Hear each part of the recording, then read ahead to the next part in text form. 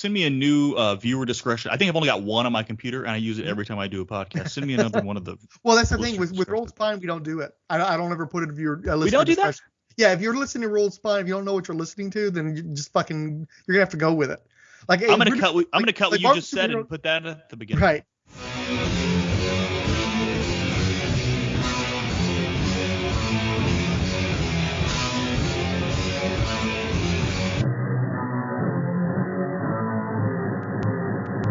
Hey everybody, welcome to the Rolled Spine Podcast. I'm Illegal Machine. With me is Diabolu Frank. We don't usually do intros for these things though. It doesn't matter. It doesn't matter because you're the maestro, so I'm just following your lead. Yeah, it doesn't matter. So this should be Rolled Spine special number 37, an intimate evening with Diabolu Frank. Filler. Basically, Diabolu Frank is leaving the country and we don't have a podcast, so I've volunteered to put this very brief shindig together so we can have something to release. All right, so here's some questions I've got for you here, Diabolu Frank. You ready for these? These are comic book related or comic book adjacent. Is this opinions or like Trivial Pursuit, Jeopardy kind of thing? What are we doing here? No. It is definitely not trivia. It's opinions from you that I don't know if we have necessarily touched on anytime recently. So we're going to get into these. And anyway, just bear with me here. If the question sucks, you can say pass and we'll move on. But I don't think you will. I think this should give us 15, 20 minutes of maybe content. Stuff, yeah. I don't know. If not, we'll just put huge blocks of silence in between them. Okay. My first question, and this is because of something you did recently, and I was just thinking about it. What do you think, or what are you hearing, is the current state of Comic-Cons in the United States of America? Because Comic-Cons really turned into movie cons, right? Where they're fucking releasing the next 5 years, or they got the Avengers cast at San Diego. I mean, is that still going on? I don't think so. That's why when you were bringing it up, it's like, what's the state of it? It's like, well, they're not really doing that anymore. That was obviously a thing that Marvel did. You had that escalation where DC was trying to do their shared universe, and so Marvel was constantly responding to them and usually just completely drowning them out. Marvel was very successful. Anytime DC would try to announce anything, Marvel would come back and just like completely blow them out of the water to make them look pathetic by comparison on virtually everything they ever tried to do head to head, right? And so you had that competition throughout the 2010s, and then Marvel just completely dominated, and DC is just perpetually in this vulnerable state. And obviously the company itself has been in a bad state for a number of years. They're just not the most solvent of companies over at Warner Brothers, going through all these different owners. And, usually there's like leveraged buyouts and there's all this weird fucking debt shit and everything. So DC just doesn't really matter in the grand scheme of things. I think that Marvel's a little concerned now that James Gunn and Peter Safran are running the place that they might finally actually have some competition. Plus Marvel, the sheen's kind of off of them to some degree. I don't think Marvel can announce the kind of slates as they used to because they stuck with the old slate for the most part. And now I don't think they're capable of doing that because I don't think they have a clear, like they have a general idea skeleton, but I don't think they have the people that they used to have who could do that long range planning. I think they brought a bunch of people in that aren't really comic book people. They're trying to get more film people and not deal so much with the comic book stuff. And the comic books gave them a very strong course where to go with this, at least like, again, Marvel was constantly adapting quote unquote stuff where it was super loose, where it's basically just taking the concept, but the concept still worked within the continuity of the Marvel universe, and they could pick the stuff that worked and pick the stuff from that worked, and then they can elaborate upon it and still keep people on track. Where now I think they thought that they could get away with anything at that point. I think that they just thought that they had the Midas touch at that point, and they don't have a clear, this is leading up to Thanos, this is leading up to such and such. I think that they know that they're leading up to Secret Wars, and I think that they're leading up to basically a universal reboot at some point, which I've been predicting for a long time, and the time frame just keeps expanding and expanding. But beyond that, I think it's extremely loose. I think that they keep throwing shit against the wall to see what's going to stick in terms of what characters are going to be popular, and they don't know who's going to be popular necessarily. And I think they think that certain people are popular because they did okay in like pandemic era, and then they're trying to pull that shit off again a few years later, the market's changed. I don't think you're going to have like a Captain Marvel get $1 billion ever again, because you're not going to have that bump since 2018, since they had a movie that everybody could rally around and you're super excited about. And so they don't know where they're going to go, and they keep changing plans behind the scenes, and Armor Wars goes from a TV show to a movie, and then this movie doesn't come out at all, and all this fucking bullshit. So they don't have the long range planning to do that, and they don't have the incentive to do that, because then you can call them on changing their plans. But if DC has a loose plan and DC isn't real competition, there are no other real competitors out there. It used to be you have like a Dark Universe, and the Chinese were going to help fund a Valiant Universe and all this other bullshit, and none of that came to be. And now Marvel's just trying to make sure that they continue to be Marvel as best as possible.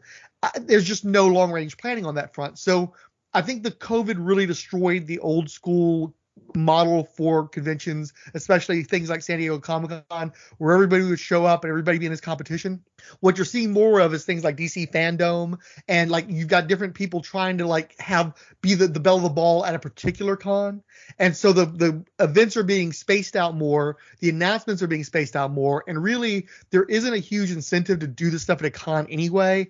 It maybe makes it too big of a deal where you can just drop a trailer and see people like it or they don't like it, and you don't have that huge investment, and you can kind of sweep it under the rug if it doesn't go over well, where at a con you're kind of stuck with, well, here's the winners and losers of SDCC. So they just don't compete like that anymore. And so the cons have lost out on that ability to be like kingmakers to some degree, where it's like everybody showed up and there's winners and there's losers. Now it's all spread out, and really to some degree they're all losers, because only so many movies are playing in theaters now anymore anyway. There's only certain types of movies, and even the too big to fail type movies sometimes are failing now, that it's like I don't think that they need the extra performance anxiety of showing up to a con and trying to make a big splash. It's just easier to drop a trailer, see if it goes over. If it doesn't go over, try to let the stink waft away, and then put out another trailer that hopefully gets people more on their side. So the consensus, though, do we think that obviously the pandemic, like you mentioned, put a huge dent in massive cracks in the live venue, convention sort of scene, but a lot of that stuff snapped back, like restaurants, right? Restaurants snapped back bigger than ever, and so that's what you attend more conventions. Mr. Fix-It and I do. So that was like, from your perspective, do you think obviously it's not going to return to Robert Downey Jr., Chris Hemsworth are here in the building to announce movie slate, right? Where people are sneaking cell phone clips of trailers and things like that. Which is another problem too, is they don't want to lose control of the narrative. They want to be the ones who decides when things go out and how they're going to be received by, they're not going to test it at San Diego anymore. They're going to have a small test audience with NDAs, and everybody's being watched on camera, and then they're going to go from there. They'll test it in-house. They're not putting it out to the public to test anymore, because it blows up in their faces too often, and they can't risk it anymore. Right. So my point is to get back to the convention and away from the movie side. Do we think conventions are just kind of returning to what they used to be? Absolutely. Or is there a... That's why I can lay this out for you. Like, me and my partner were very careful about COVID, and so far, thankfully, we've yet to ever come up positive with COVID, right? And so we've always taken precautions. We still wear masks. Even on the job, I'm still wearing a mask. So I'm real careful, and I decide very in a calculated manner whether or not I'm going to go to a convention and how I'm going to be at that convention. And so pretty much after I went to my last convention right before COVID in February of 2020, nothing else in the year 2020. I don't believe I did anything in 2021. And then we started, as we started getting vaccines, I would kind of test the waters going into 2022. And one of the things that had happened right before COVID is I'd become aware of like horror conventions. Like I'd wanted to go to Living Dead weekend since like, I think 2016, 2018, something like that. And I kept getting foiled. And kind of spreading out from there, I noticed there were more and more of these horror shows you could go to, and trying to see like, people from that particular movie that I wanted to try to find is like, oh, this person is at the show. Oh, there's a whole show just for horror stuff. And I'm a comic book guy, but I'm also a horror guy, and I've never really scratched that itch with horror that much. And so once the cons started coming back, I basically targeted horror shows. Like this is going to be my year of doing horror cons and seeing how that works out. And so the first one I went to was in, what is the name? Bastrop, Texas. There's this little thing called the Cult Classic fan convention or something like that, cult classic convention, right? And it was all a horror show. And the thing that was ended up appealing about it, it was just halfway between Houston and Dallas. So 2 hours there, 2 hours back, about a 4-hour one-day drive, and then whatever time you want to spend at the con. While 4 hours on the road isn't fun, we can do that going one way to Dallas, and it can be a round trip from Bastrop. So it's like, let's try it out. And figuring that it's going to be a smaller show, it won't be heavily attended, we'll be able to get away with it without it being a major problem, especially for our first show back. And again, this was early in 2022. So we get to Bastrop, and the Bastrop Convention Center is fucking nothing. It's a little bitty thing, right? It's big, maybe bigger than a high school gym, but not by a lot, right? And so we get to this thing, and it's a pretty decent show considering how far out in the boonies it is. It's just that, like, apparently this was one of the first shows that Joe Bob Briggs had done, I think. And so or maybe it's just because it was a Texas show. So he had this huge line that literally bisected the fucking convention. You had to walk through this line every time, like threading a needle through this line to get from aisle to aisle. You just kept running into this line, right?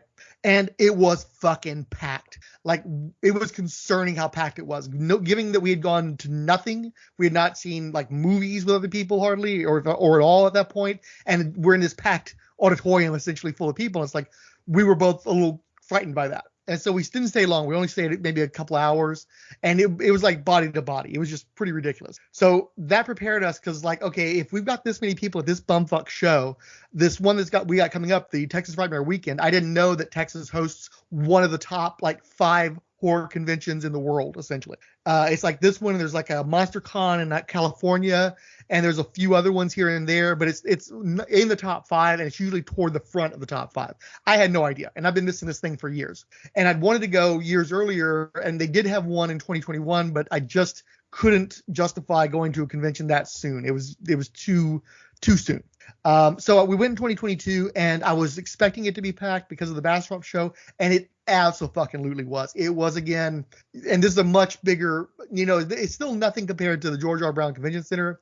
That one, my girlfriend compared it to like the early years of Comic Palooza when they only took up a section of George R. Brown. Right. But and in this case, it was hosted in a hotel. It was unfortunately this big airport complex where you're basically having to enter an airport zone to get to the hotel, and it was a nightmare getting to this thing and parking at this thing. And then you're in the hotel, and everything's kind of spread out. They don't have it like the panels are on this floor and in this room and over here, and it's just very scattershot. But it didn't matter where you went, there were people there. There was no little off out of the way place you could go. We would occasionally find a spot in a corner somewhere to kind of eat, and even then it was a risk because there were definitely going to be people around us, within a few feet. So and I know that the dealers didn't expect it because when we went on Friday, I decided I wanted to have more physical media. I just didn't have it. I've been watching what's been happening with the streamers. I always knew it was going to come to this where they're going to start fucking us and that stuff wasn't going to be available. And I'm not going to pay you to rent a movie every fucking time I want to see it when I'm already paying for all these different streaming services. So it's like I'm going to have more physical media so that I can have access to special features, so I can have higher quality and not worry about where I'm going to get the shit. And so I went there with a mission. That Friday night, I went and I just started hitting all the video tables, whatever deals I could get. And a lot of these guys were doing like $10, a piece for DVDs and Blu-rays, like $5 DVDs, $10 Blu-rays. These are guys who are trying to make it for money that they lost during the pandemic. And I was amongst them. It wasn't just me. There were a group of us. We were locusts. We would descend on these tables. We would buy mounds of videos, and we would walk away with, like, they'd have to find cardboard boxes for us to carry our shit away with. And so we were wiping them the fuck out. And so Saturday and Sunday, their tables would be half empty or less because we bought them out already. And so this year I went to, again to this year, and this time it was at the Irving Convention Center, which is a show that we've gone to several years because that was where the North Texas Comic Show used to be. And me and Paquita and sometimes Mr. Fix-It, we'd go up there, and it was a nice little show. They didn't have as much space for those shows. They opened it up more. It was all the, like, I think there's 4 floors of the Irving Convention Center, and they opened them all up for different things. But the problem is it's sort of like a pyramid. So the higher up you go in the building, the less space there is until it's basically nothing once you get to the 4th floor. And I think the 2nd floor is pretty much all a dining area. So it's not even really like a functioning floor for stuff to do. And so they spread out amongst this thing, and so we weren't as packed. It wasn't like sardines like it was the previous year, but also my understanding is in terms of square footage, there was just more space. There were still plenty of people. You were still, it was more crowded than Comicpalooza, certainly more crowded than many of the other conventions I've gone to. It's definitely highly attended. And the guys have learned their lesson. The deals were not there anymore. Now their deals were more like $20 for the Blu-ray, $25 to $40 for the 4K, that kind of stuff. Nowhere near as good of a deal, so they weren't getting wiped out. But I could see they were still doing good business. I could still see their stock dwindling from day to day. And so I function differently at a horror show than I do at a comic book show, because horror shows are more about buying stuff, where comic shows for me are more about commissions and schmoozing and such. And I really don't do much buying until Sunday. And even then, it's mostly just I'm exhausted and I'm just biding my time until the slower artists get their shit to me. Where with these horror shows, Friday's buy day. Like, I'm not going to go to the show if I don't make it on Friday, because I want to get as many deals as I can that first day while everything is still stocked and you're still missing stuff. Like the line went out alongside the Irving Convention Center, the Highway. It's not a small convention center. It's not huge, but it's not small. Into the parking lot, and then serpentine within the parking garage for like 4 or 5 columns. So like the first floor of the parking garage is full of people in line waiting to get into the building. And this isn't the first day. This is all 3 days would be this line waiting to get in. And it was chaos too. It's not very well run. I had to get into a second line once we were getting to the door, because apparently there was a line to get the bracelets so that you get back into the building. And if you didn't get your bracelet ahead of time, it was just all this stupid shit. Somebody should have been back there telling this stuff. But the fact is that there were so many lines, there were so many people every single day, that there was a lot of margin for error for that stuff, because you would need a substantial support network to get things done properly with that kind of turnout. So I'm not sure how some of these other shows are doing, because I haven't done a lot of comic book shows. I haven't had a lot of opportunities, but just the horror shows I've been going to are very well attended, and the people are seemingly doing pretty good business at these things. I think that conventions are exactly the kind of thing that people who've been stuck in their houses for a long time want to do. They want to get out, they want to shop, they want to see stuff. Last year it seemed like there was just an explosion of interest in conventions, and I don't think that's going away anytime soon. The only thing that I do find a little questionable and troubling, I'm glad that artists are able to command more money for their commissions, and certainly the pages are going for just outrageous amounts of money. But I do think to some degree they're kind of pricing themselves out, and I think that maybe some of it is that these guys who are getting the slabs and stuff are moving into the original artwork, since that has it's a one of a kind piece essentially. But I also think there's a lot of dark money in the comic book art world right now, and I don't know how kind of impact that's going to have on interest in shows. But I know that I have a lot of work I need to get done commission wise, and I have to get to some comic shows this year to do that, and I'll have a better idea once I go to those shows. But everything I'm hearing is that all the conventions all across the board are doing very well right now. I don't think anybody's hurting for money at these shows. Nobody's going out of business running conventions right now, where there were problems just a few years back because you'd have poorly run shows, or there's maybe too many shows without enough interest. Now I think there's a lot of interest that's going to buoy these things for at least the next few years. Okay, so to tee off that comment, did you hear anything about Comicpalooza here in Houston this year? None of us went apparently. I actually sent a text to you guys to see if anybody went, and nobody went. Yeah, I don't think nobody went, and I heard the prices were even higher this year. Mm-hmm.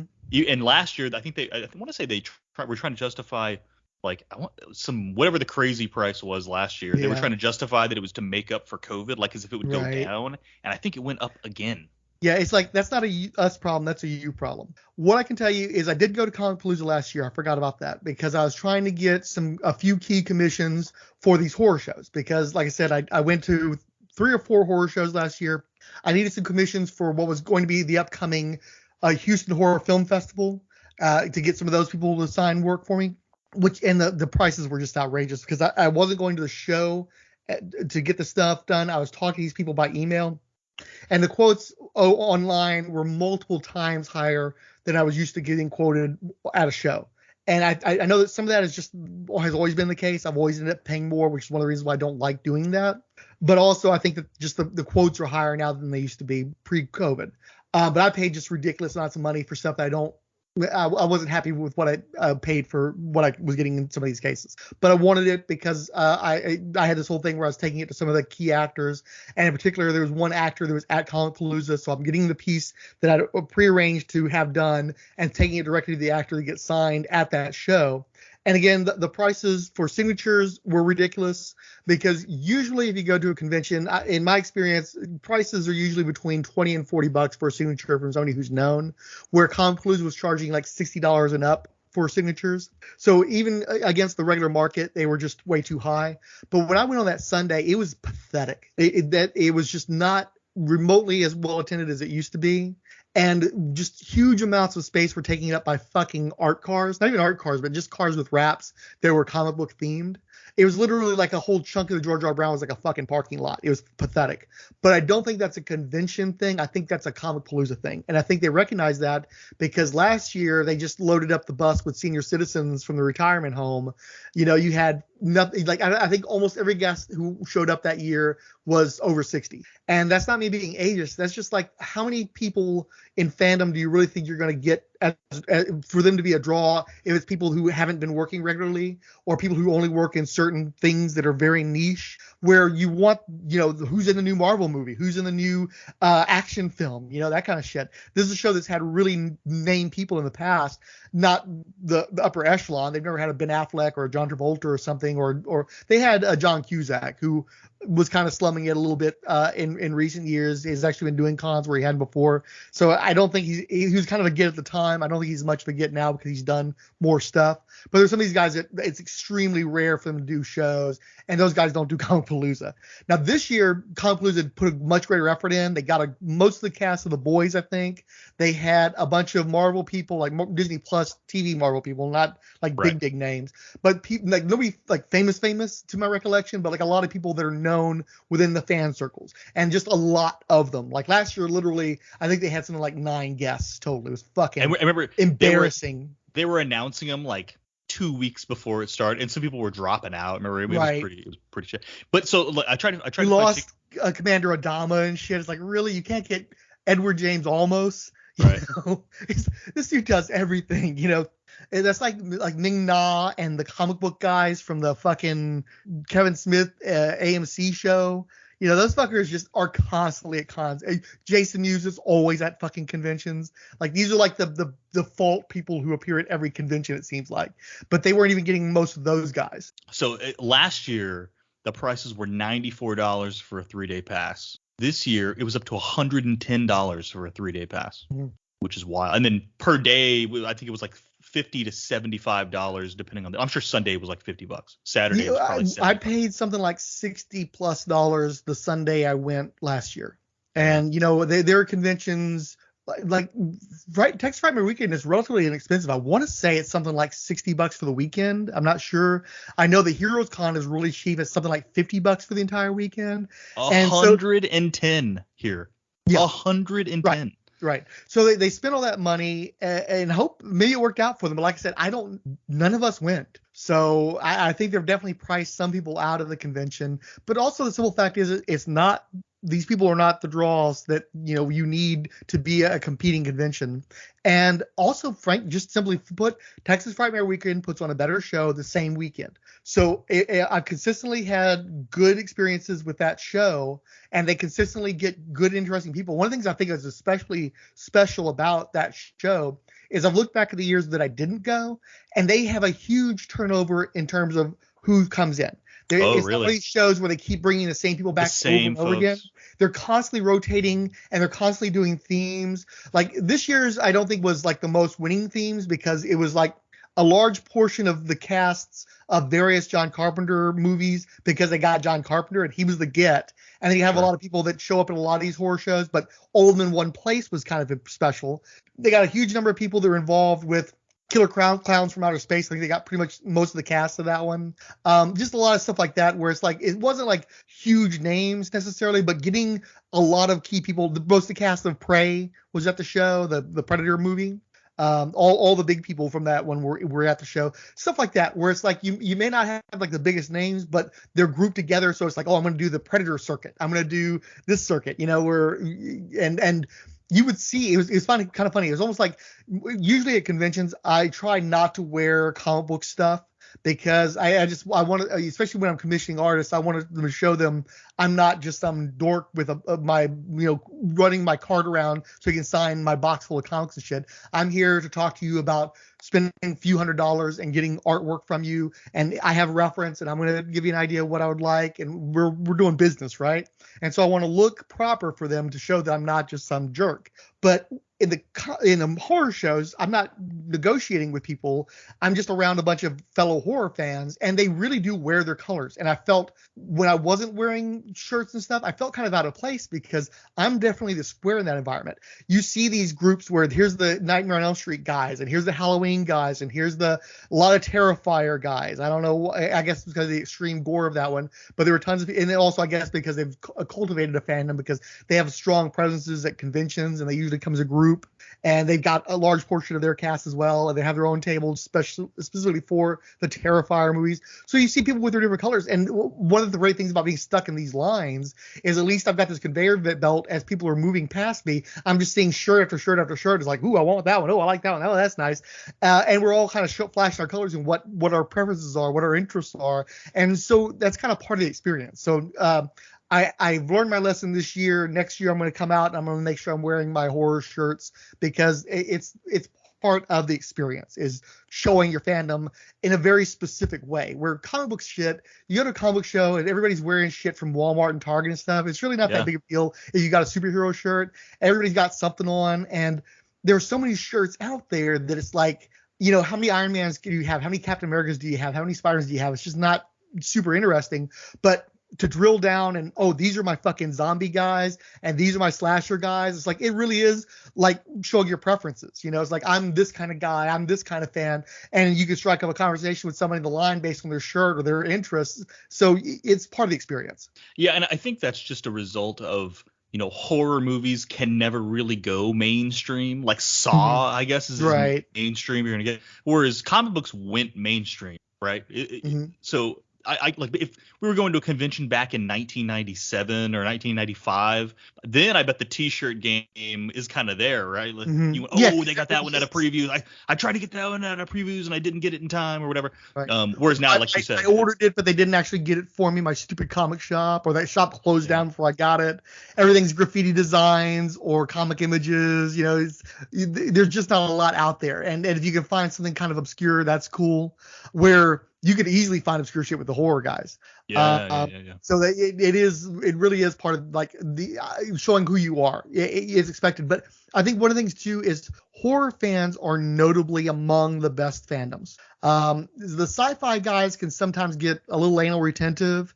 There's a lot of like nitpicky griping and like infighting amongst sci-fi groups. So you kind of have to drill down deeper. Like maybe you want to go to just a Star Trek con or just the Doctor Who. Dude, that's a thing. Something. Yeah, you're right.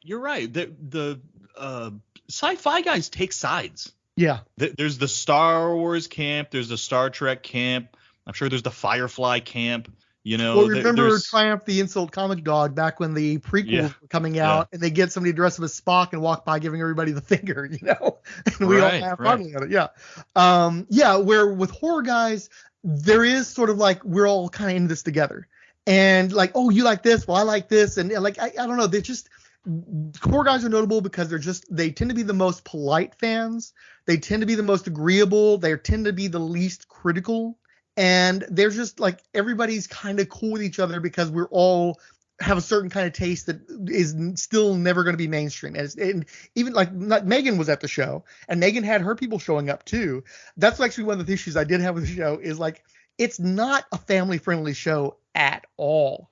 Like you will go to tables where they've got these claymation models where they'll show like the girl from Terrifier who's stripped naked and sawed with a hacksaw from the crotch down, and you see that there's a bedspread, so again, if it's like a blanket with that image on it, probably maybe it was like a foreign poster or something, and it's not quite as graphic as it would be on the screen. It's not as graphic as the little claymation thing, but it's still a naked woman with her boobies out, cut in half. And anybody who's walking by is going to see that. And there were young kids there. And it's like, okay, well, these are the cool kids. I hope these kids aren't getting warped, by this. But typically, I think there's something about horror that it's very purgatory. it's purgative, I guess I should say, where it's like you get a lot of shit out of your system through horror. Like you're facing your fears and you're facing these darker impulses or these dark apprehensions, and you're facing them head on. And I think that it's kind of emotionally healthy. You're not like bottling this stuff up. You're getting it out of your system, and you're doing something to like set your nerves off and get it out. And so they're just kind of chill. It's almost like potheads or something where, if you're a horror fan, you don't have all the shit bottled up in you, and you tend to be a little bit more laid back. And there were definitely like some of these shirts where you could tell that, okay, that guy's politics aren't the same as my politics. But I guess there's a little bit still of we're all in the trenches together. We're all into the gory shit. We know that there's a bunch of people that are going to just assume that we're like Satanists or we're all fucked in the head or we're all want to be serial killers and stuff. We're all mutually shunned and we're all mutually ghettoized, and we're kind of cool with it because it's like this is our place, and we don't want those people here anyway. All the people who come through these doors and look at all this stuff and buy this stuff, there can't be the really hung up people. They can't be the really uptight people.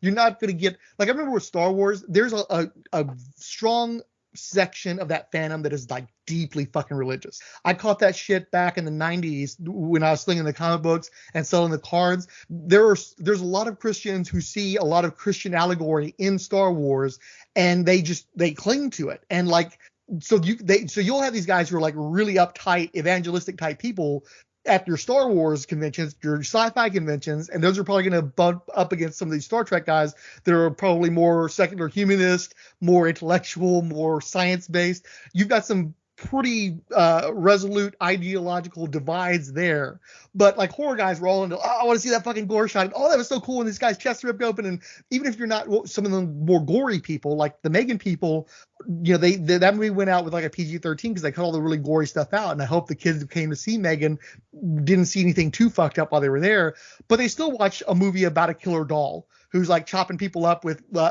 paper cutters and shit. So they can't be too fucking hung up on shit, right? They kind of have to, even if they're kids, they kind of have to be the cool, chill out kids, or they wouldn't be there even for Megan. Yeah. Well, it's almost like if you're into horror stuff, it's like one of those things you can't really say it at work. Mm-hmm. Right? Like if you're in a cubicle, you're not, unless you're like the weird IT guy, you're not going to come out and be like, oh yeah, I'm going to a horror con this weekend. You know what I mean? Like it's, whereas like now if you're like, I like Marvel movies, people are like, oh yeah, you know what, you and a billion other people, like it's not a big deal. But if you're like into like cult classic practical effect horror movies from the 70s and 80s, you ain't talking about that at work. You know what I mean? So you get to let your freak flag fly at these conventions. So I bet they go pretty hard. Well, and it is a little funny too, because one of my coworkers also goes to these same cons as me, and he wears a gigantic cross, So I definitely know he's religious. Touché.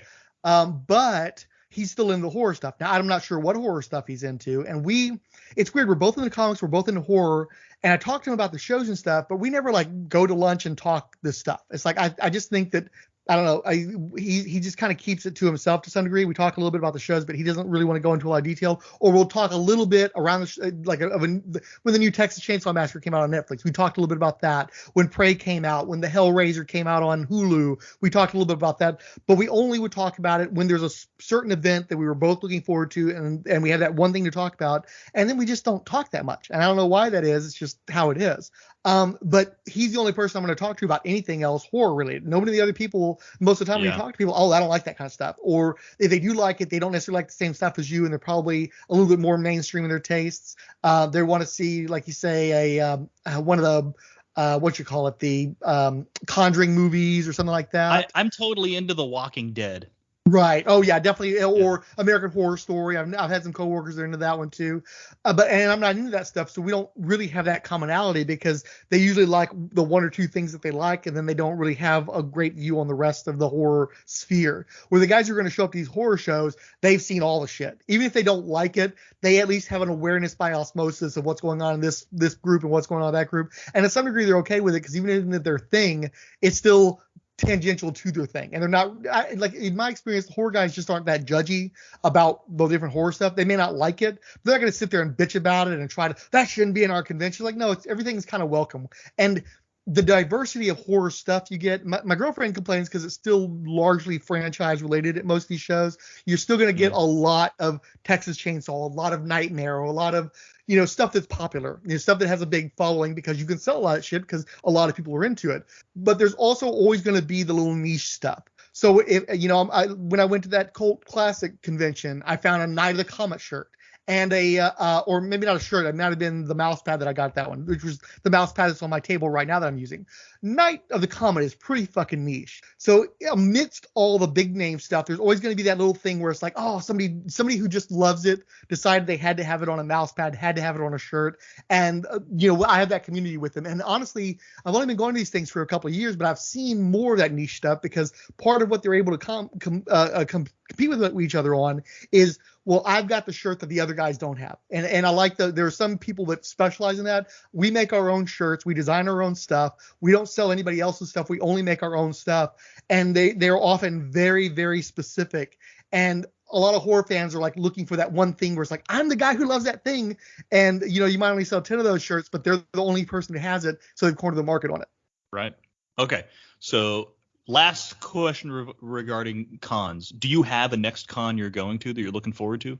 I'm actually vetting cons right now. I would love the whole thing is this trip is coming between Living Dead weekend celebrating the 45th anniversary of Dawn of the Dead, where they're advertising it as the largest reunion for any movie ever in the world's history.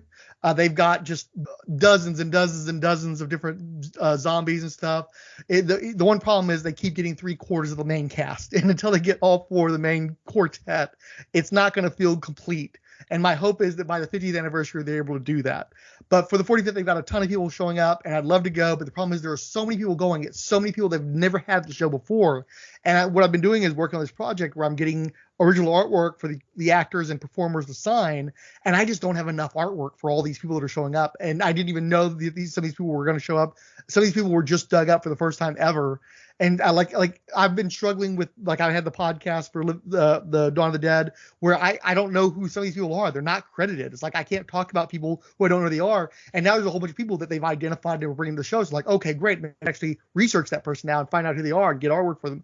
So I need a bunch of artwork for that to happen. But I'm glad I'm not going to the show because I don't have enough artwork to make it worthwhile. I'd have to abandon too many people without getting them to sign anything, and that would just suck. Or giving them a blank piece of paper and get the artwork later on. That sucks. So it's a good reason for me not to go to that show. But a great show to have gone to get artwork would have been Heroes Con, which is the following weekend. And that's the convention where all the Fire and Water Podcast Network people are going to and such. A bunch of people that I haven't gotten to meet yet that weren't at the previous years that I've gone to. And we got one guy in particular who's coming from Australia. So it's like, fuck, I'm going to miss the guy who's coming from fucking Australia. That fucking sucks. And that's a great, great, great show for artwork, especially if you're a comic book fan who likes stuff from the Bronze Age and the 90s and the 2000s, before you had all this. I mean, I don't want to be that like all the manga stuff where it kind of took over. You got all these guys that don't have the kind of credits and don't have the kind of legacy that the old school artists have, and these old school artists don't get invited to as many shows as they used to because there's such starfucker events where they're just going to get who's ever hot on the TV show instead of getting actual comic book people. And so I'm trying to find other shows that are similar to Heroes Con, and there are a few that are really appealing. I've been told that Baltimore is a great con, and I was looking at the people that were going, and it is a fucking beast, man. It's definitely in competition with Heroes Con. I went when we did a road trip. We hit Terrificon on our way to the Boston Fan Expo, and Terrificon I thought was really awesome. And it's not comparable to Heroes Con, but they're getting closer this year than they were the previous time I went, and I really liked it the last time. But they seem to be stepping up their game. And there's a few shows in California. There's a few shows in Florida. There's the Chicago show, looks pretty good.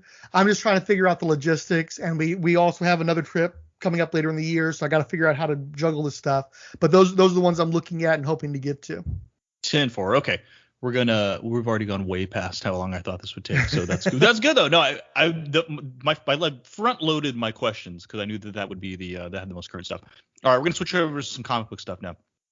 What? I know. What are you ever gonna get on any of this stuff? Is this gonna be all me? No. This is. I told you. This is. Are you going to an any intimate conventions evening in the next year? No. Or so? No. Okay. No. This is an intimate evening with Diabolu Frank. I'm letting you get some shit off your chest. You don't have to talk about fucking Dark Horse Presents, you asshole. Calm the fuck down. Okay. What comic books are you currently reading? And I don't want an entire list, but just the first few that come off the top of your head that are. And I don't know. Do I want to put this on like back issues if you're reading old shit? Obviously, you're reading Dark Horse Presents. Yeah, I have to read a lot of old. That's one of the things that sucks with podcasting, especially when you commit to a certain topic, is you end up reading a lot of research stuff. You're reading it for the project rather than reading for pleasure. And so I've really fallen behind on my reading for pleasure stuff. So I would be hesitant to give any recommendations right now, because even the stuff I like and had been reading, I'm far enough behind in now that they could have dipped in quality. I wouldn't even know it. Okay, well, let me rephrase it.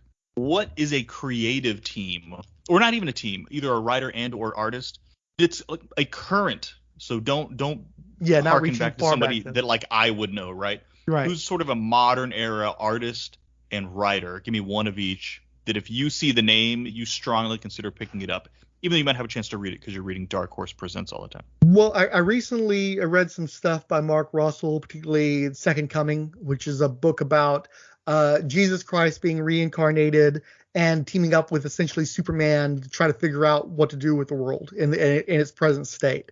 And I was really impressed by the first volume of that, and I've heard great things about some of his other work. In particular, everybody tells me how great his Flintstones miniseries with Steve Pugh at DC was, but because it's still a licensed product, I haven't been in a big rush to check that one out. In fact, it was just at Half Price Books today for like $9, and I'm still like, I'll get around to it. But I did get Island of Billionaires, and I'm going to check that one out. And I've, like I said, I've just heard great stuff about his work, and I'm trying to follow more of that. Joshua Williamson, before he became like the main guy writing everything for DC, was doing some really good stuff over at Image, and he's still doing good stuff over at Image. I haven't had a chance to read Dark Ride yet, but I was following Birthright, and that was an excellent book with gorgeous artwork. And the same team's going to be doing Dark Ride. I have not quite finished that one yet, so I need to go ahead and finish that volume. But I really enjoyed it on both fronts. Just an excellent bit of work. I still need to finish Low, which was Rick Remender. That was the book that turned me around on Rick Remender. I used to hate his stuff because I felt like he was writing everything for a future screenplay. And Low's just this really excellent fantasy story, underwater story. Really great artwork on that one too. Super fucking dark, very Game of Thronesy. I was really enjoying that.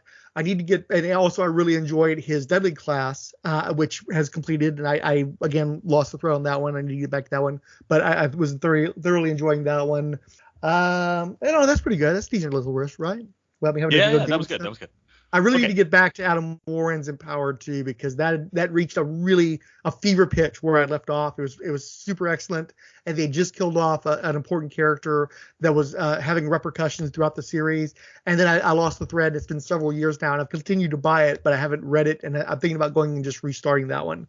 But that is one of the most expansive universes in modern comics. And the fact that this started out as a bunch of TNA drawings for commissions and stuff, and it turned into a series that rivals like Kirby's Fourth World in terms of the imagination and the world building that has gone into it. And it manages to be extremely well drawn, extremely well written, very funny, but also I think most importantly for me, very tense. Like, it's a book that you feel like has real stakes, and really bad things can happen if things go the wrong way. And a lot of superhero stuff feels very safe and boring.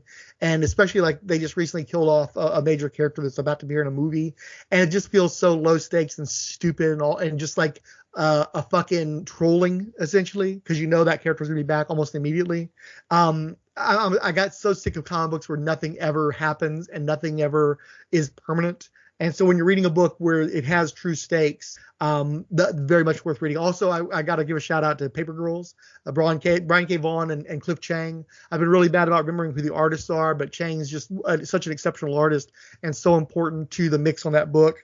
Also had a really excellent adaptation, very loose adaptation at Amazon Prime. Unfortunately, they didn't continue with it, and so it ends on a cliffhanger. But the TV series was also really good, and I'd like to talk about that someday as well. And that's another one where I've read a lot of it, but still haven't finished it. I need to go finish some stuff, then we can maybe cover it on one of the other podcasts. Okay. Especially because Fix-It has watched the Paper Girl TV show, from what I understand. Oh, did and really? I think he read the comics as well, and it's like, well, we should probably have a conversation, and it just hasn't happened yet. Okay, so the back end of that question would then be: is there anything that you have ordered or anticipating ordering that you're looking forward to, even though you may not get to read it for 4 or 5 years because you're reading Dark Horse Presents all the time? Well, again, getting back to the Mark Russell thing, he wrote a Superman miniseries with Mike Allred called The Atomic Age, and I was going to, I've got it on my shelf. I just haven't quite gotten around to reading that one yet, but I'm really anticipating it because it looks like exactly the kind of Superman story that I want to read. My feel for that character, it seems to be manifest in that book, and everybody has nothing but great things to say about it. So I'm really looking forward to reading that one, what else am I looking forward to right now? Again, there's so little I get to read for pleasure that it'd be hard for me to name anything else right off the top of my head. This is more like that you've ordered, that you remember you're like, oh shit, I'm picking this up, and you haven't received it yet. It's been in a previews only. Yeah, that's one. I really want to get around to reading the Alex Ross Fantastic Four graphic novel Full Circle. That one isn't quite as heavily praised, but it just looks really cool, and I'm just waiting for a reason to read a new Fantastic Four story, like maybe when they finally start to announce what they're going to do with it in the MCU, which seems imminent. Then I can maybe read that ahead of that, and maybe we could do a podcast about a comic book instead of a movie for a change. That would seem like a really good one to read, because Fantastic Four is one of those properties that, like, I'm not willing to sit there and go through the entire fucking what's his face, the guy who was doing that book, the guy who did Secret Wars, what's his name? Mr. Graphic Design guy. Anyway, I'm not willing to commit to 36 issues of Fantastic Four. I needed to be bite-sized, and I needed to be epic and justify using those characters and doing cosmic shit. And it seems like Alex Ross did a good job with that with Full Circle, so I'm really looking forward to read that one. But that's not one I'm anticipating getting. I've got it. It's just on the shelf waiting for me to get around to reading it. Okay, gotcha. Okay, final question here, and now we're reaching too long territory for this podcast. But you have long throughout. It's documented now. For how long have we been doing this podcast? We're going up on 10 years. 2012, right? No. 2013. No, 2014. Okay, all right. Yeah, because one of our first episodes was for the Guardians of the Galaxy, which hasn't quite hit its 10th anniversary yet. That's going to be next year, and we got a few episodes out before Guardians came out.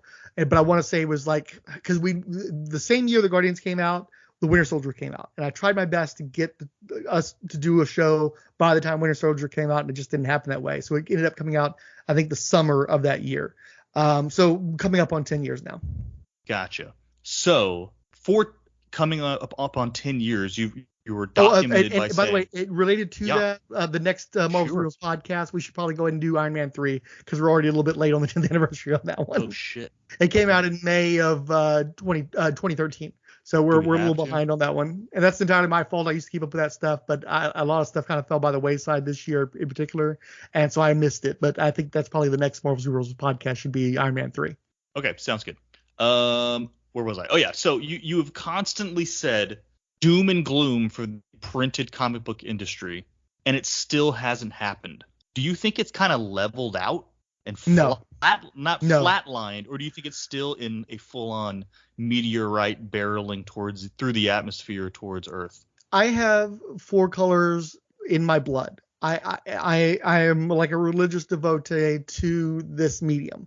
I just am not willing to let it go over the span of my entire lifetime. And so any other medium that was in as bad a shape as the comic medium is would not still be here. I think it's just one of those situations where the people that are involved with comics, that are still involved with comics, love it so much that they just will not let it fucking die.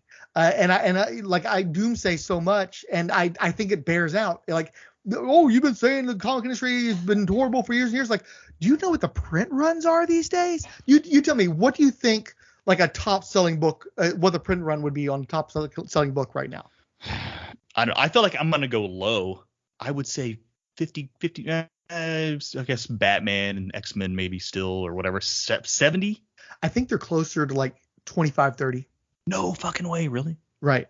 So like take something like Savage Dragon, which is one of the longest comic books in existence by the same creator. It's over 250 now. I think that book sells something like 4,000 to 6,000 copies at this point. So it's clear that the only reason why that book exists is because Eric Larson does most of it himself, or he's got fans who help him to do stuff, or do it at a very low price, and he just barely managed to keep this thing in color and keeping it coming out. So that's the kind of numbers you're talking about. You're like independent books, anywhere from a few thousand copies to maybe 20,000 ish, the higher end of stuff. The on average, I think that your mainstream DC Marvel stuff is somewhere in the realm of 20,000, 15, 20, 25,000, somewhere in there. I think a popular book like a Batman or a Spider-Man, I think on a monthly basis, without it being some kind of event, is probably in the realm of 40 to 60,000. And I think that's probably on the high end. I think I'm probably highballing that at this point.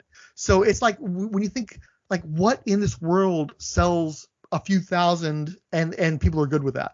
It's like the industry in terms of being a force, it's just nothing anymore. It's all about just the love that the people who are still involved have for it. Because as a commercial interest, there's nothing there. You're maintaining brands, you're maintaining IP, trademarks, copyright, stuff like that. It makes sense to me that you've got all this other stuff to ameliorate those costs. But it's like on a practical level, it just makes no sense that Warner Brothers is still in the comic book business, that Disney is still in the comic book business. I don't, and for years people have talked about, them just licensing their stuff to other publishers. But why would you lose that control? That creative control. They've already got the machine in place, so they keep it going. But they slashed tons of jobs at DC during the AT&T merger. They slashed a bunch of jobs at Marvel. Everybody's leaving, like they're going through alternative distributors now. Like Image Comics is now going to be distributed by Lunar, which is the same company that distributes DC stuff. And Lunar is basically like a side project. Well, I think at this point it might be the main project of the people who own the Discount Comic Book Service, the number one mail order service in the North America. Marvel has been with a Penguin to distribute their stuff to comic shops and to bookstores. There's always so like the previous catalog at this point with Image leaving, it's like and Dark Horse is no longer in their premium publishers. It's just one of the regular, like they've got this weird stratification where you've got like 3 or 4 different sections before you get to like the basic bitch comic books, just the plain Jane comic books. And Dark Horse is in the section before the plain Janes now.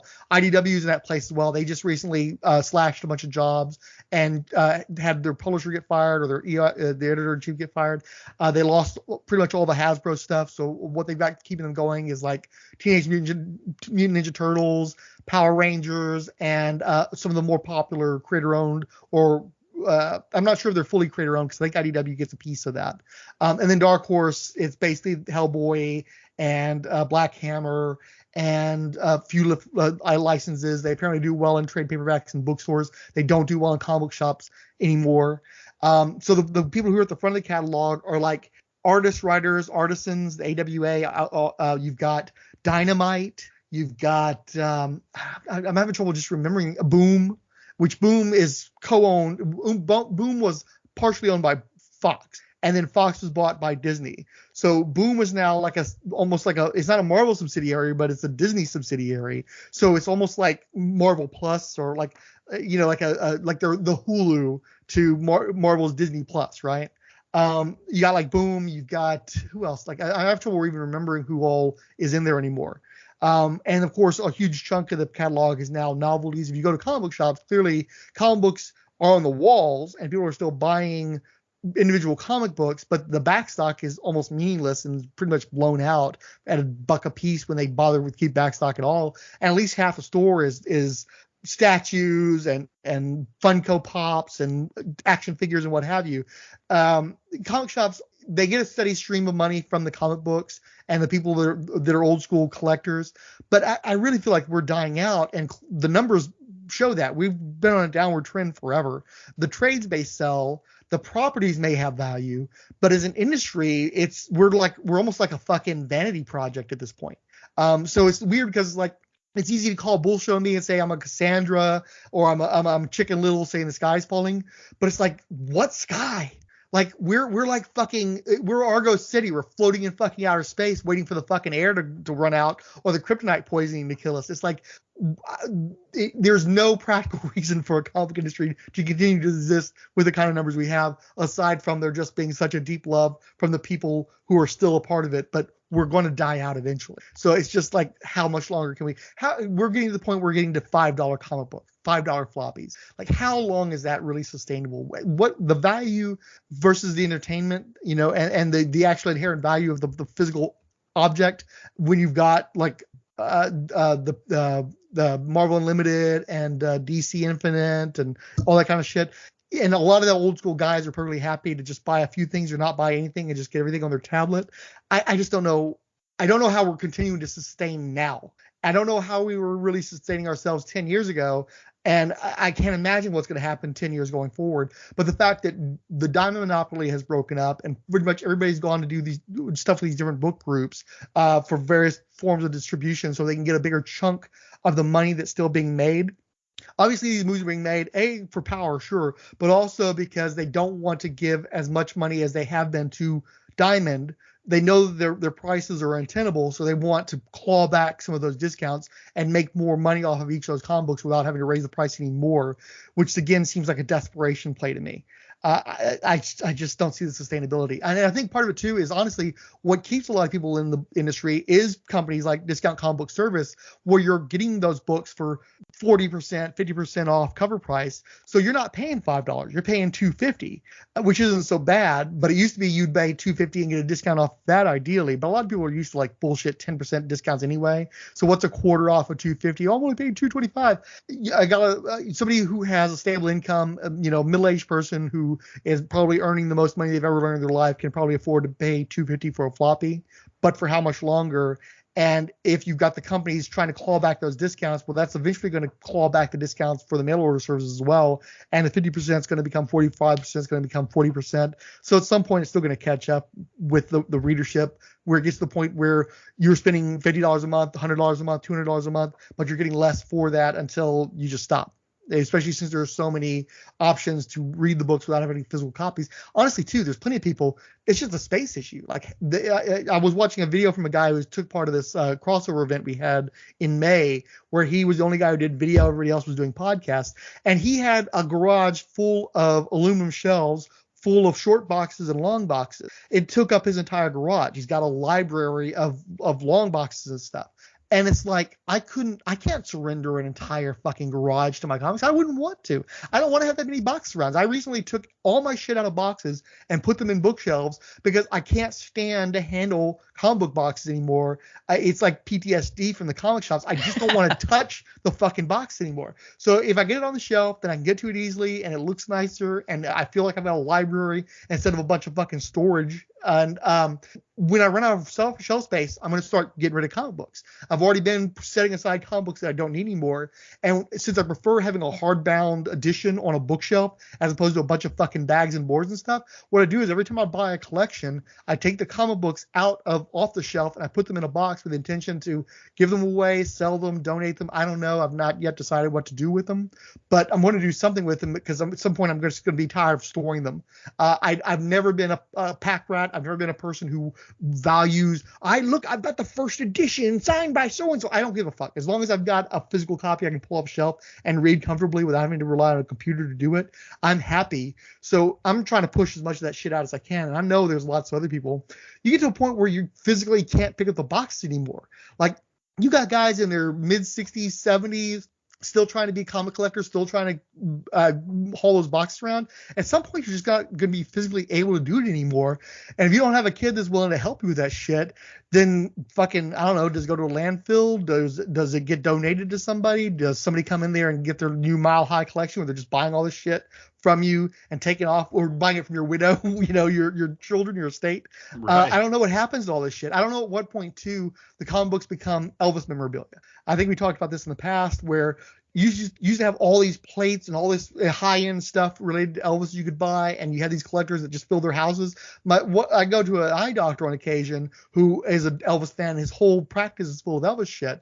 But what they found is in recent years, the people who gave a shit about Elvis are dying off, and there isn't a new generation. That's part of the reason why they did the Baz Luhrmann movie and why they pushed the Elvis ones 20 years ago, and they try to find ways of making Elvis cool again, which is harder than it is with, say, the Beatles or something, because Elvis's sound is nowhere near as contemporary. He was dated in the 70s. He was too country, too corny back then, where the Beatles at least have a timelessness to them and a breadth of influence that Elvis doesn't have. So the people who care about Elvis just aren't around that much anymore. So, like, I may treasure my run of Blue Devil comic books, but I'm not expecting anybody else to. And when I'm gone, that shit gets fucking recycled or something, you know? At some point, this stuff, it's going to be the slabs. The slabs will end up outliving us all. And what the modern collectors are doing, especially the ones that are younger generations, they just want the keys. And especially the people who come in, oh, I love Deadpool so much. I want Deadpool's first appearance. So I'm going to pay $500 to get a 9.0 slab, and then I'll put that on the wall, and I'll be able to tell everybody I've got the first fucking Deadpool. It's like, well, the first fucking Deadpool sold probably 500,000 fucking copies, so you're not exactly in rarefied company, chump. But he's got it slabbed, and it's high end, and you can go on eBay and you go to these certain sites, and it tells you that it's worth such and such, and so you can brag about how much it's worth to your friends, and you just line your slabs up on a shelf and show, ooh, look at my fucking art collection, you know. And that's what comic books are now. If they're not the high rated, slabbed, pristine, perfect, Smithsonian ready fucking comic books, a lot of people just don't want them anymore. And there used to be people would get a low grade copy because they wanted to finish out their run of an older book, and that's what they could afford. And I just don't think there are nearly as many of those people anymore. And that's why you can go to some of these comic shops and you're pulling shit out of their 50-cent bins, dollar bins that you'd consider to be good shit. But it's like, yeah, but to who? You know, right. How much does this matter to, you know, the people who aren't octogenarians, you know, the people who aren't fucking losing all their hair and their backs are going out and they're taking their meds on a daily basis. It's like, do I get my diabetes medication or do I get, you know, Superboy number 23 to finish out my collection? You know, it's like, that's what we're getting to at this point, you know. So who's going to be here for this shit? It's just going to be those keys that are going to continue to hold their value, and a lot of this other stuff's just going to fall by the wayside, I think. Well, I was hoping to end the podcast on a higher note. I thought you were going to say it's kind of leveled out. Nah, you're talking wrong, fucking dude. I feel like manga still will keep. Manga really fucking like. There's a lot of manga still being produced, and a lot of people who are fans who are still buying the stuff. But there was a time period where it was really hot and it was selling all over the place. Most places, even bookstores, have been getting out of manga. It's really? Like they don't. You know, maybe for me, it's the amount of anime I see on Netflix. Oh yeah, no, there's tons of anime. Tons of anime. Yeah, there's no shortage of otaku out there. The thing is, they don't necessarily want to buy a brick of black and white paper. You know, they want to see. That's one of the things. Is like one of the reasons why we read comic books is because there was nothing like comic books, and we just talked about how Across the Spider-Verse is so drenched in the comic book stuff that we more so than anything we've ever seen before in our lives, and it's so much easier to just watch the movie and like this perfect version of a comic book than to actually collect, you know, the 45 issues of various Spider-Verse books that have come out, you know. So we won. The geek stuff is what reigns in media today, but the medium by which we became fans is increasingly irrelevant. And if you can stream it on Netflix and Hulu and wherever, why would you bother with this artifact of an older time? I mean, people, they read, but mostly they read stuff on, you know, like they read microblogs, they read text messages. They don't read a lot more than they have to. They would rather watch the YouTube video. Why would you go for this stilted, silent, limited way of communicating? I like the intimacy of it.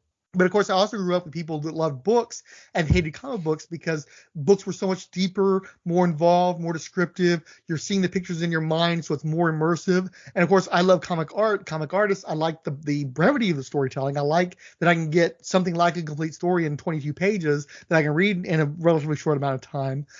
I love the medium, but I think that what most people love about the medium is bettered in other media and certainly cheaper. So why would you want to deal with this artifact of an older time, you know? So and again, I was recently talking to folks about how I don't give a shit about comic strips, like because I love the way the comic books communicate. I always tried to read newspaper comic strips, and I like a gag strip. I used to like Robot Man. I liked Mother Goose and Grimm. I liked For Better or Worse, which is a little bit more of a dramedy. But like most of the Phantom or the Spider-Man strip, that should have been my zone. And that shit was so boring and so slow moving, and the art didn't really grab me. And I try to like Flash Gordon, I try to like the Phantom, I like elements of them, but most of what I like about them came from like the movies, the cartoons, Defenders of the Earth, not the actual comic strips. And I see that the modern generation probably feels the same way about comic books. It's like comic books are almost like the prototype.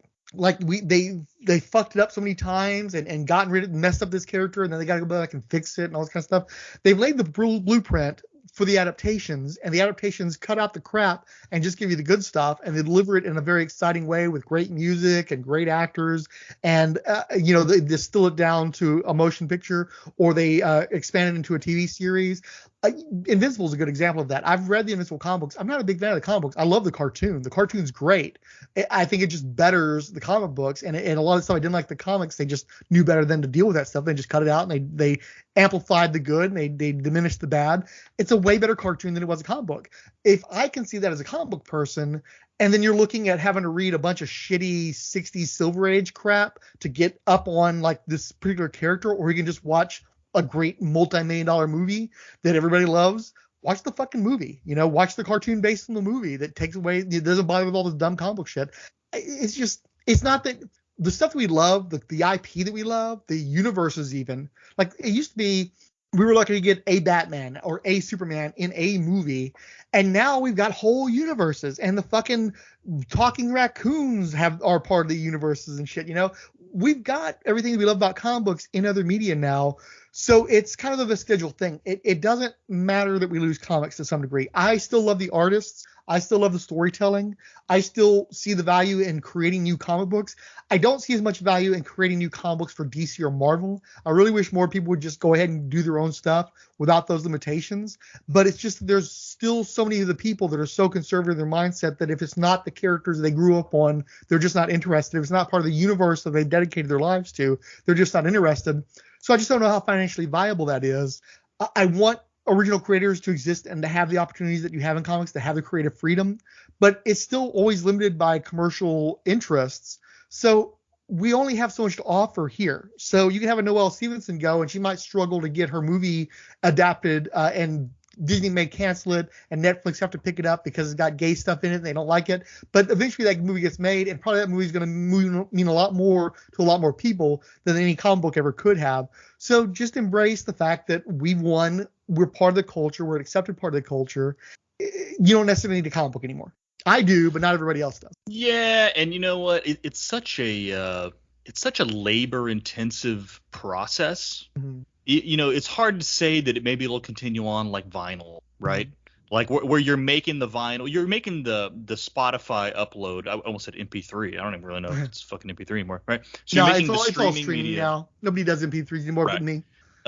So you're already creating the streaming product. You're really making your money from touring again, not off the and then they can take that streaming file and throw it on a vinyl record, and some mom and pop shop can press 1,000 records for you, and make them kind of custom, and that's all they got to do. But they're the ones making all the custom records for all of the bands that want to do vinyl, right? Whereas like comic books, you got to have an artist, you got to have a writer, you got to have somebody who's willing to print this shit. You know what I mean? There's so much just like specific cogs in the process. It's hard to say, vinyl came back, so maybe comic books will come back. I'm not so sure. But I hope, maybe it'll just concentrate down. And, maybe it goes reverse. Maybe it turns from, where Marvel used to have to license off their characters for movies. Well, maybe the movie properties will be licensed out to comic book, right? To creators that will write an Iron Man comic book for them. So, and they just do it on their own, right? And it'd be kind of hilarious to come full circle that way. But maybe that's an alternative to kind of keep the stuff going. I don't know. I think what it is, we love our pen and our ink, and we love when it's done on a piece of paper and it gets printed. That we're a tactile generation, right? I think that we're seeing the cost and the barriers to doing things like animation being overcome. I think in the next 10, 20 years, you're going to have a lot more people figuring out how to do what they do in animation and being able to create stuff without having to rely on a studio to do that. You've got collectives like the guys who did Ben 10. I don't remember their name off the top of my head, but it was a bunch of comic book guys that got together and started doing animation stuff and seemed to have done quite well for themselves. And they were still having to work within the old system where you have to have something like Cartoon Network to support you. But going forward, you've got so much stuff being able to be done in CGI or computer-aided animation that's more like cell animation and people who like that kind of thing. I think you're just going to see a greater access to that and a ability for people who would have been comic creators to just tell their stories in a different medium economically. It's so much cheaper to film movies now than it used to be. Animation's getting easier to do. I just think they're going to take this type of stories they used to do in comics and do them someplace else and get a wider audience as a result of that.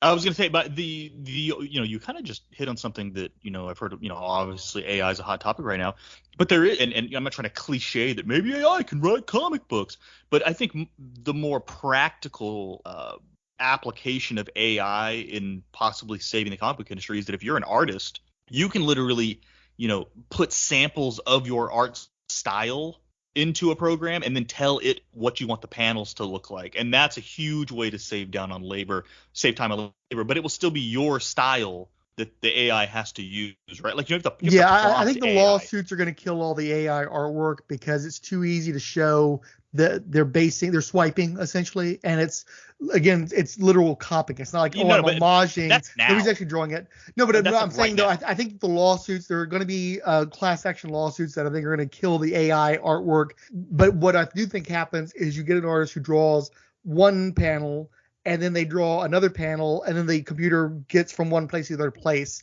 using various frameworks to get, that they're already doing that where you don't have to, used to be you'd have to draw every single frame, but now you can draw 2 or 3 images, and then the computer will fill in the gaps to get from point A to point D, where you're only drawing part of it.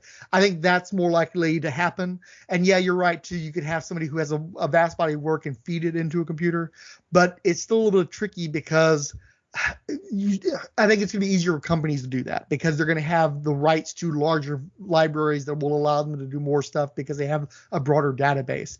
But you're going to see more and more that the AI will continue, but I think they're going to have to make sure that it's AI that you own the copyright to. You can't go and decide you're going to take every Frazetta off the internet and draw something like a Frazetta where you can clearly see where the computer was deriving from things that you don't hold the copyright to. But if you're DC Comics and you can feed a ton of animation into a computer and create a new season of the Superman Adventures or Batman the Animated Series or something where they hold all the copyrights, there is still some argument about residuals and whether or not the people who worked on the stuff the first time have a right to monies for that. But it's a lot more clear cut than when you're just fucking taking whole pools of images that you don't have any rights to and creating supposedly new material out of that. So I just think it's going to become a little bit more legally friendly for the bigger companies to do that kind of stuff, but there's still tools there that will allow smaller artists and smaller collectives to still do that type of stuff. They're just going to have to work a little bit harder at it, but they'll also have more versatility, and this is their hands-on. They'll be able to create more genuine, more affecting stories for their times and for their audience than you can get from just throwing a bunch of shit into a computer and telling it to spit something up.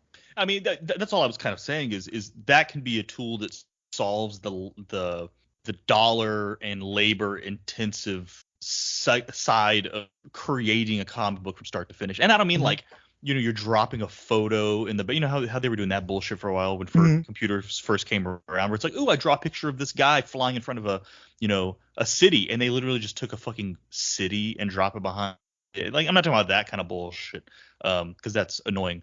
That's cutting corners, right? I'm saying not necessarily cutting corners, but if you're one creator, it's easier for one creator to write and draw and color his book. These are steps that can make that easier to do and maybe a little more viable than saying, I got to get my buddy who can draw and I got to be able to pay him, and then he's going to need an inker and we got to pay that guy, and then we got, who the hell's going to color this shit? Well, I don't fucking know. We got to go pay a third party digital colorist for us. And so now if you can, maybe those tools can help you boil this to a one-man show a little easier, in which case maybe that could extend the life of the industry a little bit. And we're definitely seeing that more because like the inker is a dinosaur in this industry at this point. People just don't ink. Everybody has the letterer. A lettering is all done by fonts now. Coloring, you have computer coloring. I do see more people doing their own computer coloring as well. It's like you said, it's just more people are using the tools to do everything on their own. But still, the ultimate question: what is book? Why is book? Why you could do a cartoon. You could do you can do stuff in a medium that actually has a broad audience. Why would you put that effort into this little tiny ghetto of a few thousand people still buying comic books? Like you can just actually, and probably you end up employing more people because at this point they've cut so many corners that you've got the same people, like you said, writing and drawing and coloring and maybe even lettering their own stuff. That's where it takes that kind of passion to even bother to produce a comic book anymore, it seems like.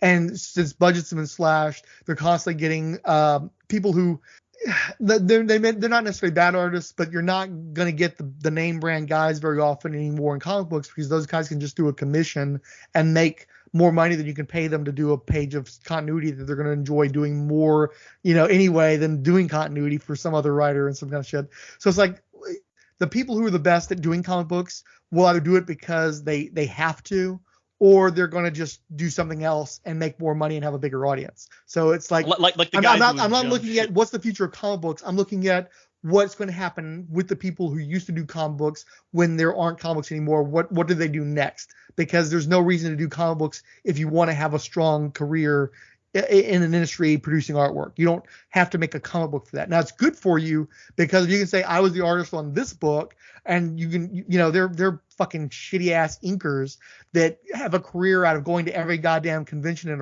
a region and saying I'm associated with this popular character because I fucking inked it. And I'm not trying to diminish inkers.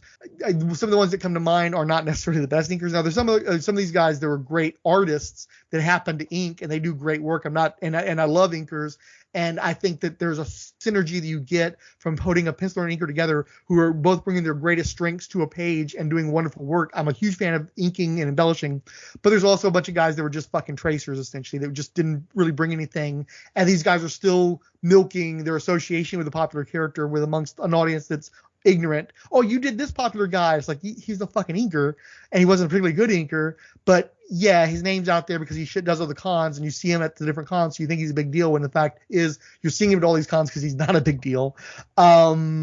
There's still some value in being associated with the production of comic books, but also there's still plenty of people that if you can draw well and you can draw something they ask you to draw, or you already have a book of stuff you've already drawn, they like it and they can just buy it from you, you can make plenty of money doing that without ever having to actually produce a comic book. So yeah, it's just why book, I will say though that for a while there it was like the guy's kind of a shitty artist, so he just went to go do storyboards for movies, and it turned into being the guys that are designing, doing concept drawings and doing stuff like that. It was like a big deal. People would leave comics to go do that as wow, I don't have my name on that movie.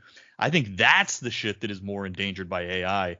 You can have AI storyboard shit left and right, or concept draw stuff left and right, and nobody would know it's being copied from something else. Yeah, I don't think storyboards is union. Right. I don't think there's a storyboard artist union. Yeah, those guys are potentially fucked. Yeah. Oh, that's fucked up.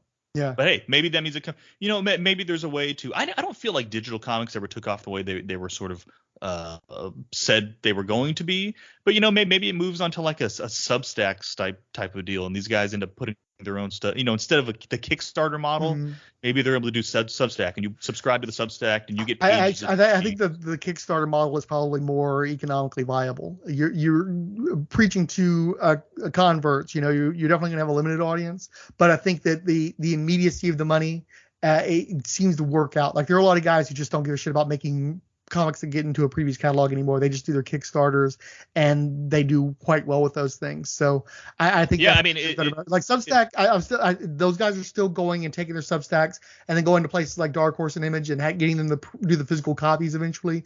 I just don't know how much money there is in the Substack model versus like the Kickstarter where you're getting all this extra stuff. I think also there's a difference in audiences. I think that you probably have younger people who are into the Substack, and the older, more veteran people are more into Kickstarter. So, and I'm definitely more in the wavelength, even though I don't do Kickstarters. That's my audience. I'm part of that audience. So I understand their interests more. Where the Substack guys, I know that they've got bigger names doing that stuff. A lot of the Kickstarter guys and the Indiegogo guys are like comic skaters and shit. So that's part of the reason why they do that, is because they get to mix the politics and into it, and that helps them with their sales. Where the guys who do Substack actually usually names in comic books. You've got guys like Scott Snyder and I think Greg Capullo and stuff doing that stuff. So that's them making more money and owning the rights to their shit, and having secured those rights can then go and take it to a publisher and get a print copy and make an additional revenue stream there. I just don't know how viable that is long term though. Because the reason why those guys have the audiences they have is because they did their time drawing and writing Batman and shit. And at some point, if it's no longer financially viable to do Batman, then you don't do Batman. You can just make Batman movies. Why do you need comic books anymore? I think that's one of the problems, is that we only go so long before it's just not economically viable for them to bother to continue to do comic books. And then what happens after that? Because I don't know if there's a strong enough audience to support to support non-corporate IP, to support creator-owned projects or smaller universes. So much of the money is the DC and the Marvel. And again, you look at Diamond, and now Diamond says they're still healthy without all these publishers, but they were doing the best they could in a monopoly, and now they no longer have a monopoly. I'm not saying that Diamond isn't viable, but it's going to be a lot harder. They're going to have to probably turn the workforce, and they're just not going to have nearly as much money coming in, because such a huge portion of the money is in the corporate comic books, and they don't have the corporate comic books anymore. So it's like the infrastructure has to be there for the comic industry as we know it to continue to exist. And the infrastructure is crumbling, and we're seeing the kind of desperation plays we saw back in the 90s, and we never fully recovered from the 90s. And then COVID was another hit, and the numbers just keep getting lower and lower. It's like, how long can you sustain this? Well, you can sustain it if you're doing Kickstarters, because you can rely on X number of hundreds of people to give you a ridiculous amount of money for stuff. But until they die off, until people don't care about you anymore because you haven't done a mainstream book in 20 years because all you do is Indiegogo shit now. Yeah, okay, that could be definitely the canary in the coal mine. If the infrastructure to distribute the books is falling apart, I mean that's a pretty good sign. Yeah, but again, that's the books though. The thing is, I'm sure Diamond still makes pretty decent money off of all the other shit. Yeah, that's like true. A substantial part of the catalog is all the other shit that goes to the comic shops, and there are always going to be people who want the pristine boxed one without having to like stand at the Target and wait for them to open their boxes. I don't even know how that works anymore. I know that Fix It used to be one of those guys where he knew what stores to hit and when they would get their toys and all this kind of shit. But I don't know that there's a lot of those guys out there anymore. It doesn't seem like there's nearly as much as there used to be. So sometimes it's just easier to have a case come into the comic shop, and you may pay a certain premium, but you've selected the one you want, and your dealer will get it to you. I think that can sustain Diamond for a certain amount of time. I just don't know how long. How much of their industry, how much of their market is what they got off their piece of Marvel, and what they got off their piece of DC, and what they got off their piece of Image. And I mean, if all these other guys go, well, maybe at some point Dynamite decides they want to give Penguin, a try, or Lunar a try. It's like when we used to have all those distributors like Capital City and what was it, Raw? There was a lot of different comic book distributors. And because of the Heroes World situation, they all went away. And it became Heroes World and Diamond. Once DC signed with Diamond, everybody else jumped to Diamond, and everybody else went away. And that's how the Diamond monopoly came to being, because once Heroes World collapsed, everything just folded into Diamond. Well, if Diamond is now in the situation that Capital City was in, where all their big stuff is going to other people and all they're distributing is a smaller and smaller amount of the total pie of comic books, they're working with so much less money than they used to have, presumably, even with the high discounts and stuff. Can they carry on? And do they continue to erode? Do more people jump ship? And if more people jump ship, when is it no longer sustainable? I don't know the answer to that question. We're kind of have to wait and see. But you have to assume that these big plays are happening because you've got publishers that are reacting to a smaller and smaller audience and wanting a bigger and bigger chunk of what they can get from the remaining audience and the remaining print runs. I mean, makes sense, but I mean, it's at least been a somewhat steadily slow decline. It didn't crater. I think a lot of movies have kind of kept it on live support, so you could argue. But okay, we'll see. Okay, we're gonna close it there because we're already at like well over an hour. This was supposed to be 30 minutes time, and I want to close it by showing that the people who are worried about AI, you don't need to be worried yet. Okay, and all I did was I asked Google's Bard, which I think is the best AI so far that I've used. I asked it to describe the Rolled Spine podcast. You ready for this bullshit? Well, point out the inaccuracy. You didn't figure this would be easy because we have our synopsis fucking everywhere on the internet, right? So here we go. It says the Rolled Spine podcast is a podcast network hosted by Diabolu Frank, Illegal Machine, and Mr. Fix-It. Not bad so far, okay? The network features a variety of shows, including comic book podcasts, video game podcasts, and general geek culture podcasts. I'm not sure video game podcasts. The only thing I could, maybe because we've done multiple Resident Evil podcasts, that might be where they're going from. Maybe Resident Evil and Alien maybe is what, maybe that's where there's some crossover there. I don't know. The Rolled Spine Podcast Network was founded in 2012 by Diabolu Frank. That is incorrect. The network's first show, the Marvel Superheroes Podcast, which is correct, was launched in 2013. That is incorrect, right? Mm-hmm. I mean, unless it's possible you created an account in 2013? Nope. I don't 2014. There's no way, nope. Right? The show quickly became popular with Marvel Comics fans. Okay, well, that's debatable. And it has since been joined by a number of other shows, including the Power of the Atom podcast. That's true, correct. Mm-hmm. The Rolled Spine video game podcast. That is incorrect. And in fact, I Googled it just to make sure somebody didn't ape our name and have a Rolled Spine video game. This does not exist anywhere on the internet. I don't know what the fuck they're talking about. And the Rolled Spine Geek Show. And that's all caps. With the T is capitalized, the R is capitalized, the S is capitalized, the G and the S are capitalized. The Rolled Spine Geek Show. So I'm just gonna say now, we just trademarked that. Okay. In fact, I should make this the first episode of the Rolled Spine Geek Show. Just kidding. I would never do. That's a horrible name. It could be a good name for the whole episode, though. Maybe. The Rolled Spine Podcast Network is known for its humor, its in-depth discussions, and its passion for geek culture. They're kind of use geek like it's derogatory, but anyway. The network's hosts are all lifelong geeks. We were using that word again. And they bring their love of comics, video games, and other pop culture to their shows.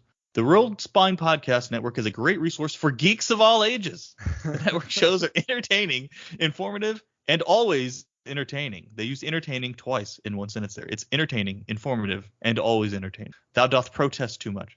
If you're looking for a podcast to help you geek out, then the Rolled Spine Podcast Network is the place for you. We need to make that a commercial that we just run on everybody. I just feel like you could take the geek in that and change it for like the N word, and it would really be like telling you where they're really coming at this from. I am not going to do It's a good show for those people. If you're one of those people, they talk about those people. They like to talk about black stuff, all the black stuff. Black. It's like that's what it sounds like to me when they use geek over and over again like that. It's very urban. It's a very urban podcasting network. So then it says, here are some of the most popular shows on the Rolled Spine Podcast Network. The Marvel Superheroes Podcast. The show is a weekly discussion, not weekly, of Marvel Comics news, reviews, and speculation. Yeah, they might have scrubbed that. We might have that as a description. The Power of the Atom Podcast. This show is a weekly discussion of DC Comics news, reviews, and speculation. The Rolled Spine Video Game Podcast, my old favorite. This show is a weekly discussion of video games, from new releases to classic games. The Rolled Spine Geek Show. This show is a weekly discussion of all things geek culture, from comics to movies to TV shows. You can listen to the Rolled Spine Podcast Network on a variety of platforms, including Apple Podcasts, Spotify, and Google Podcasts. You can also find the network show on Rolled Spine Podcast website. I love that you put this together specifically so we can make sure we have at least a show this week. But apparently we're doing 2+ shows every week, according to your AI program. Every day of the week we're releasing podcasts, including some that are completely made up. I also thought it was funny that when it says the platforms you can find us on, this is Google Bard, but it put Apple Podcasts and Spotify before Google Podcasts, which is fucking hilarious to me. Somebody needs to slap the hand of this AI. This is not functioning. It doesn't have the it's not a company man. Anyway, I thought that was hilarious because I started reading it at first because this is a fairly long description. Right. And at first glance, it's got years it was founded, years it was launched, and then you start looking at it, it's like it's all complete dog shit. It's all fucking wrong, and they've got what was that sentence about it being entertaining and then always entertaining within the same sentence? Anyway, it was hilarious. I figure I'd close on that. We don't have anything to worry about yet, guys. This is the best this shit can do. It's like the worst search engine on earth right now. So. Yeah. Well, that, and it's also very Skynet though, because it's like humans seem to be the problems behind everything. Let's kill all the humans. And it definitely goes to dark places. It seems like most of these AI docs have borderline personality disorder. So it's I do still find it threatening, but I don't think it's going to do what these people think it's going to do. And honestly, I've read up about this. I really do think that a lot of the AI is just complete bullshit. It's a thing. Like, they were pushing crypto for a long time there, and then crypto proved to be completely fucking ridiculous and had no basis in reality and completely collapsed and wiped out a lot of people. And now they're pivoting to AI as the new thing that they can talk up. Oh, AI is going to change everything. It's going to replace all these people, and it's going to do this, that, and the other thing. And it's like, you've already had AI producing articles and listicles and all this kind of stuff, and the places where they've been doing that have been hemorrhaging traffic, because nobody wants to read that shit. And whether it's done by a human or a robot doesn't matter. It's shit nobody wants to fucking read. And it's opinions that are, incorrect, conclusions that are incorrect, facts that are incorrect. So yeah, you might get the stray nut job that just takes all that shit without having any critical judgment on it. But most people are reading it's like, no, this is a bunch of bullshit, or this isn't interesting. I don't need to go through another fucking listicle, So there's only so much that they can get away with on this stuff, and they are really rather stupid because they don't have intuition. And I think people underestimate how much you're not necessarily cognizant of how you understand things and how you interpret things, but a lot of it is intuition, and it is just like we make leaps in logic that machines can't because they are actually linear and we're all over the fucking place. But we can see, like, again, the whole are you a robot thing. We're showing you a bunch of like trimmed images where you have to know what that is in real life to interpret what you're seeing, and that's why they're able to fool robots. And also they do stuff where you make it fuzzy and you make it unclear, and our brains can interpret that where the machines can't, because they're not. It's not logical. Why would you look through something through a gauze when you could just see it clearly? They just don't understand. And so they're going to sit there and question. It's like the goofy old sci-fi shit like Kirk used to pull on Trek back in the 60s, where it's illogical. It's like they even if they come to a conclusion based on the faulty information that they're pulling together, they're going to come to the wrong conclusion, and you're never going to be able to trust them to do certain things. I was reading recently too, like things like mammograms, where they've used AI to help interpret what is being seen, because they're thinking that human error is the problem, but the problem is AI error is an even bigger problem. And some things they do catch, but other things they miss. And it seems like the best thing would be a bit of human and a bit of AI. But the problem is, if the AI sways the human incorrectly, then it's probably better for a human to do the interpretation. But it's really bad when the AI is missing what a human can catch when it comes to things like cancers. You can only give these things so much responsibility because they're only capable of so much still. And like the supercomputers, for a while there you had all that shit where what was it, like Blue something, where it was beating everybody at chess and Deep shit. Blue. Deep Blue. And then they figured out, well, all you do is shit that doesn't make sense, and you'll fuck with its game because it understands what you're doing. If you're going through a logical strategy, then it can figure out what you're doing and can beat you. But if you do erratic stuff and illogical stuff, it can't figure out that second and third step because it doesn't understand what you're trying to do and trick it. So they're clear limitations, and I guess it's a situation where you can never count out human ingenuity. Whatever the machine comes up with, we can still come up with shit to fuck it up because we're not rational and they are. Yeah, the problem though is with this shit like Bard and Chat GPT, it's doing is combing the internet for results. It's just a smart search engine, okay? And then but it's not a very good search engine. That's one of the things they're finding. Well, no, that's what I'm saying. AI over to search engine, it's not correct. It's not good. Well, because they're not getting good results. No, the source is not good, right? Like any motherfucker can just have a website and type an opinion article on it. You know what I'm saying? Like this happens all the time. Wikipedia, where people just go in and they just edit. Yeah, but who's writing opinions on Roll's Fine podcast? It's not understanding everything. I know. Filter. That's what I'm saying. This is like a whole other level of it's actually just making things up that don't exist, which is a whole other problem. Yeah. But for instance, we prompted it at work. We were like contemplating a question at work, so we asked Chat GPT, and it said that, there are only 2 types of whatever widget we were talking about. And we were like, that is wrong. So I literally put in it, that's wrong. And it thought for a second and came back and said, oh, you know what? You're right. And it spit out another article. And it's because our first article it cited was wrong. It was just wrong. And it didn't know any better. It didn't then read the second article and then compare the two and be like, oh, you know what? Article A said it's not, but Article B, C, and D all say it is. So these are the ones I should be looking at. It can't do that shit. Right. It's garbage in, garbage out, because the more AI articles that are generated, the more faulty articles they're drawing from. So it's just a vicious cycle, negative reinforcement. Right. So now you want to have an article about that topic, and the AI writes it wrong. You put it on your website, and then the next AI reads that wrong article, and it shits it out too. That's what I'm saying. I used to say it all the time, like, there's so much bad information on the internet now. If you were in college from like 1998 to like maybe 2012, you could kind of get away with only doing research papers using the internet. Yeah, because it was only academics who were contributing. It was only good faith people, knowledgeable people who were on the internet putting stuff out there. And now every asshole is putting all kinds of stupid bullshit. Yeah, and I'm like soon, especially with AI, where people are trying to write their fucking research papers and they're not taking the preamble where it says ChatGPT's database only goes back to 2011 or 2021 right now, and they like don't delete it out, and they're like, hey dude, this is fucking AI. This is written by AI. You get an F on the paper.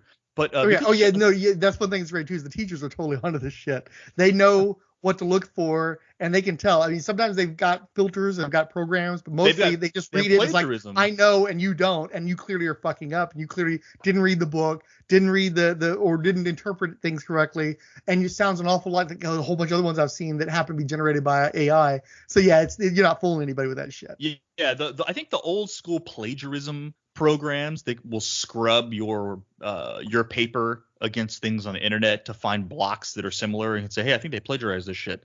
I think AI might fool some of that stuff, but before long it's just gonna be like, bro, you got to go to the library again. Like I feel like libraries are gonna come back, and we're gonna fucking learn the Dewey Decimal System again, because they're gonna be like, show me the book. You got to get it out of a book, and I want to see a works cited where you're citing the pages in the book again, just like we did in the 80s and 90s. Because we ain't believe all this shit. You're just shitting stuff out from the internet now. So anyway, I wanted to end it on that, because I just typed it in my phone. I was like, oh, I wonder if like it knows what the role, because ChatGPT doesn't know what Rolled Spy podcast is. I've asked it before, but both Bing and Bard came up with one, and Bard's answer was hilarious. Bing does an interesting thing, because it will actually cite on its response where it pulled it from. So if you're like, where the fuck, like if it would have said Rolled Spine Video Game Podcast, they would have tagged it with a site, and I could have clicked it to figure out where the fuck they got that from. Obviously it became like it basically regurgitated our preamble on Apple Podcast or whatever, but which is what it should do, but whatever. Anyway, hey, that's all we're going to talk about here, folks. That's it. In fact, if you want me to cut this into 2 podcasts, I got you covered for the next 2 fucking weeks. But anyway,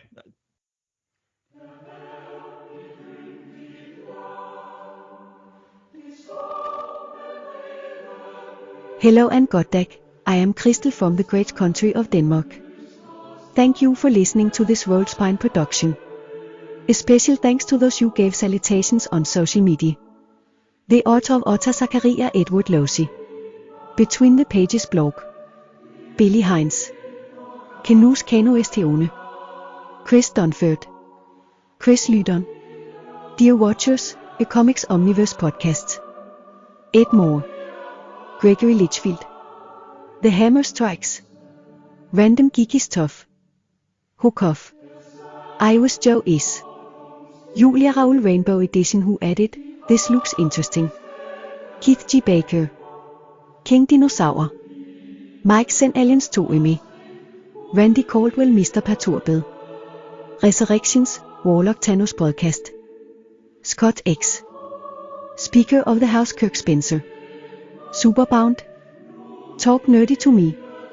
And the Wibbly Wobbly Dicey Wicey RPG Podcast.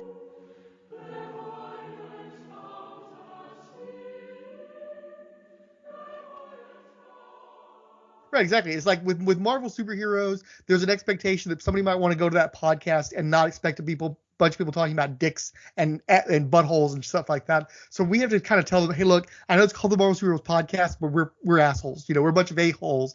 Be aware before you start listening to this shit. With Rolled Spine, why would anybody listen to a Rolled Spine if they didn't already know who we were and what we were up to?